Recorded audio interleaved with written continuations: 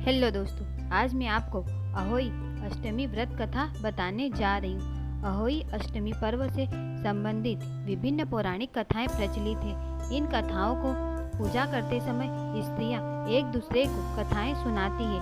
अहोई अष्टमी से संबंधित प्रचलित दो कथाएं निम्नलिखित है। कथा नंबर 1 है।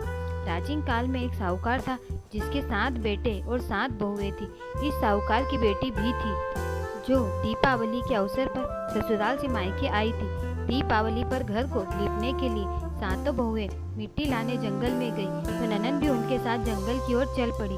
साहूकार की बेटी जहाँ से मिट्टी ले आ रही थी उसी स्थान पर स्याहू या साही अपने 7 बेटों से साथ रहती थी और खोदते हुए गलती से साहूकार की बेटी ने खुरपी से स्याहू का एक बच्चा मर गया। स्याहू इस पर क्रोधित होकर बोली, मैं तुम्हारी कोख बांधूंगी। स्याहू की यह बात सुनकर साहूकार की बेटी अपनी 7 भाभियों से एक एक करके विनती करती है कि वह उसके बदले अपनी कोख बंधवा ले।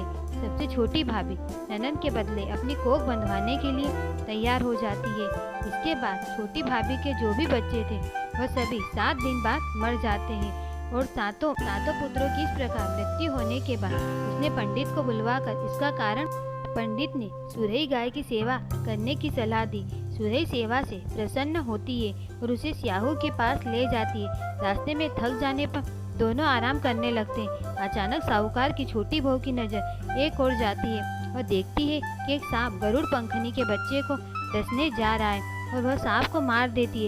इतने में गरुड़ पंखनी वहां आ जाती है और खून बिखरा हुआ देखकर उसे लगता है कि छोटी बहू ने उसके बच्चे को मार दिया है। इस पर वह छोटी बहू को चोंच मारना शुरू कर देती है। छोटी बहू इस पर कहती है कि उसने तो उसके बच्चे की जान बचाई है।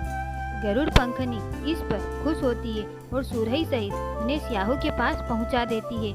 स्याहू छोटी बहू की सेवा से प्रसन्न होकर उसे 7 पुत्र और 7 बहुएं होने का आशीर्वाद देती है। स्याहू के आशीर्वाद से छोटी बहू का घर पुत्र और पुत्र वधुओं से हरा भरा हो जाता है। अहोई अष्टमी का अर्थ एक प्रकार से यह भी होता है कि अनहोनी को होनी बनाना, जिसे साहूकार की छोटी बहू ने कर दिखाया था। कथा है 2।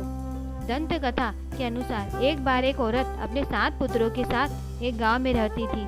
एक दिन कार्तिक महीने में वह औरत मिट्टी खोदने के लिए जंगल में गई। वहां पर उसने गलती से एक पशु के शावक की अपनी कुल्हाड़ी से हत्या कर दी।